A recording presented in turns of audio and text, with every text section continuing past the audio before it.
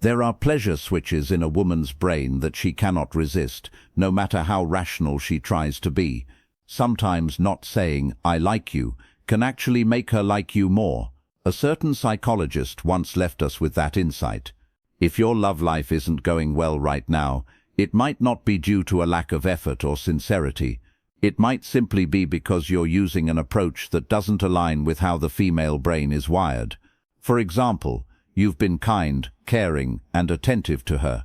Yet suddenly, her reactions start to dull, and before you realize it, distance grows between you. So what's happening here?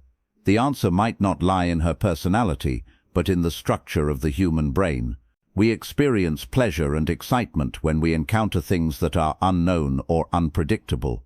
Romantic feelings are triggered only when the brain receives a specific type of stimulus. In other words, even a single well-meant phrase like "I love you" can sometimes backfire. This is why just being sincere, kind, and dependable can start to feel not enough for her at a certain point. So what should you do? You need to press the switches that a woman's brain can't resist. If you know where these switches are and press them at the right moment, her emotions will begin to move. This approach appeals directly to her instincts.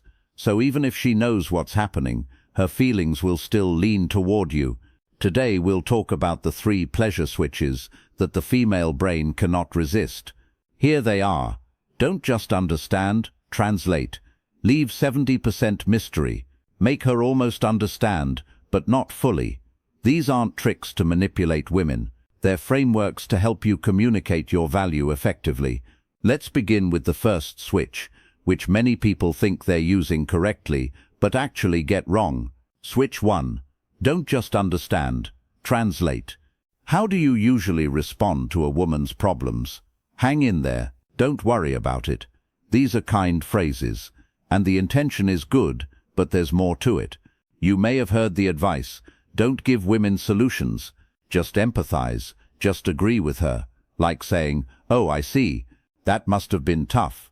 It's often said that you should start with empathy like this, but in truth, just nodding and showing empathy isn't enough to truly press the emotional switch, because what actually moves the heart isn't mere understanding, it's translation. So what does translation mean in this context? It means putting into words the emotions inside her that she herself hasn't been able to express. For example, imagine she mutters, "I'm just tired." First you empathize. "Yeah, that sounds rough." Accept it with sincerity. Then take a pause and say something like, "Maybe you've been spending all day reading the room and adjusting to everyone else." You see, this isn't just sympathy or encouragement. You're identifying and verbalizing the feelings she wanted to say, but couldn't find the words for. At that moment, she feels deeply understood. Let's try another example. She says, "My boss said something that really pissed me off." Start with emotional empathy. "That sounds really frustrating." Then gently add, "Maybe it felt like no one's noticing how hard you're trying."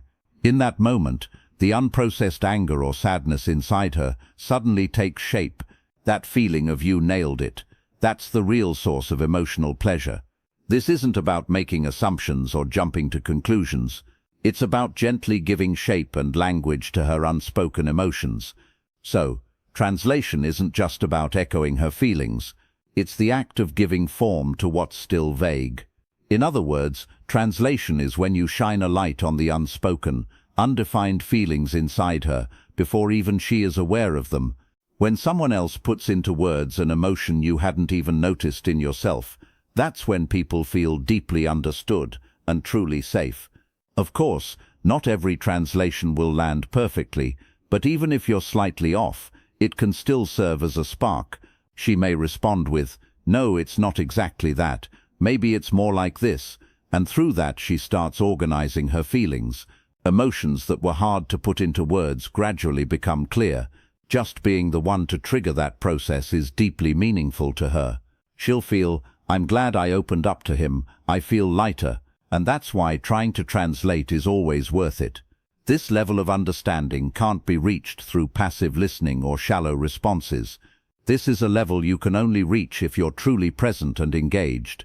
That's why even unconsciously a woman can feel when someone is really listening to her.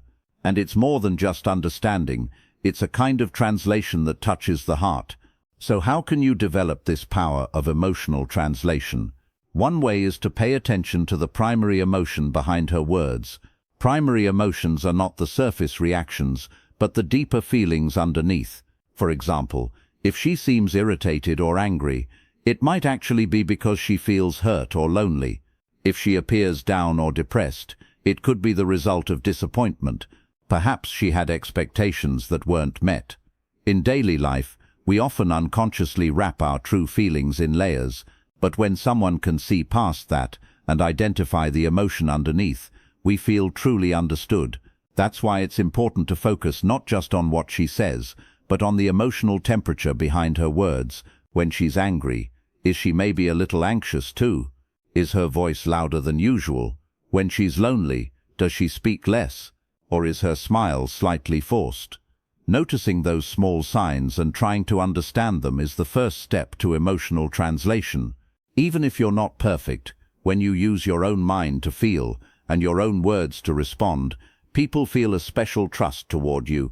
Think about this. When you've opened up to someone about your own anxiety or sadness, and they respond with, "Maybe you're feeling this way," and it hits the mark, what kind of feeling does that stir in you? The same thing happens to women.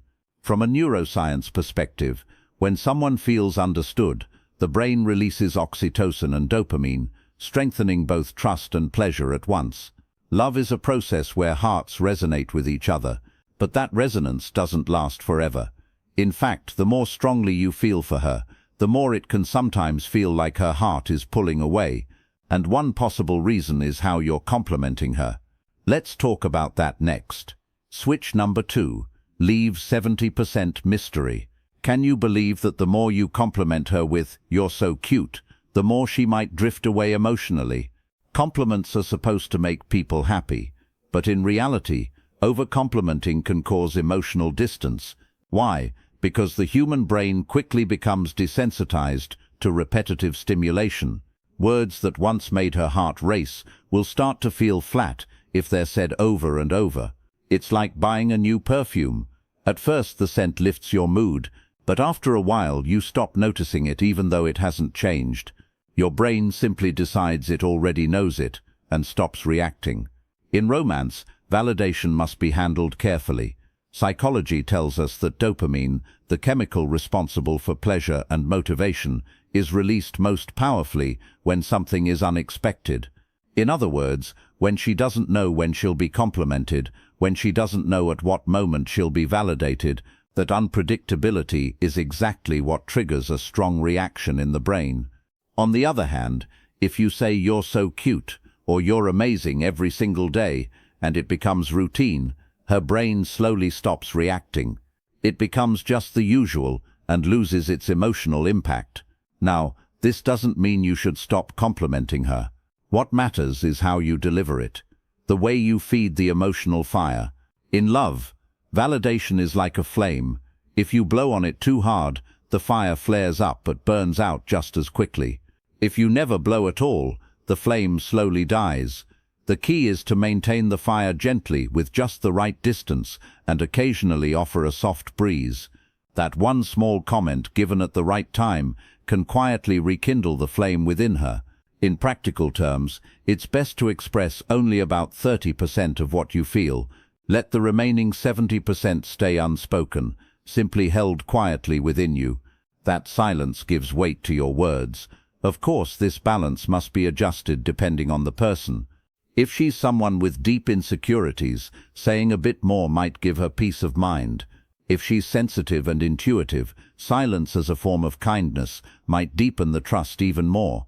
What matters isn't whether you feel like saying something, but understanding what kind of expression will resonate most deeply with her. So you don't have to respond verbally to every little thing she does. What's important is that she feels you're paying attention. Then, when the moment feels right, gently offer your words, and sometimes that soft, timely phrase can sink deeper into her heart than any long conversation ever could. For example, when she gets a haircut, of course noticing right away and saying, "It looks great on you" is a lovely gesture, but if you do that every single time, the weight of those words slowly begins to fade. So instead, try saying nothing on the day itself, and a few days later, mention it casually and sincerely. This new hairstyle gives you a totally different vibe. It really suits you. That one comment carries a sense of, "I noticed, I've been holding it in," and it lands with a special emotional resonance, something deeper than just flattery. Even more important is this: don't just compliment her appearance. Focus on her inner self and her actions. Say things like, "I really admire that way of thinking. I see how hard you're trying," and it doesn't go unnoticed. Words like these touch a woman's heart much more deeply because they make her feel he sees the real me, not just the surface. This isn't shallow praise, it's recognition of her whole being, and that kind of acknowledgement stays with her more powerfully than anything else. The message "I see you" isn't conveyed just through words, but through timing and depth. You don't have to say "I love you" every day to someone who truly matters. They can feel it. The same applies here. Validation is not about quantity, it's about weight. And there's one more important perspective we need to talk about next. What's important is to observe the subtle signs and figure out what kind of validation resonates with her. For example, if you compliment her lightly and she responds, that's not true. While shyly averting her eyes, she might not be used to receiving compliments, but deep down, she may crave genuine validation. On the other hand, if she excessively praises you over small things, it might actually mean she wants to be praised in return. The way someone compliments others often reflects the type of recognition they themselves are seeking. So rather than using the same style of praise with everyone, you should adjust your approach based on how the other person reacts. That's what makes validation truly reach the heart. In love, validation is a powerful tool, but if used incorrectly, it doesn't just lose effectiveness, it can actually backfire. That's why it must be used with care. Over-complimenting or expressing everything too openly eliminates surprise, mystery, and emotional space from the relationship. It's like showing all your cards, and at that moment, the room for imagination disappears. That's often when love quietly begins to fade.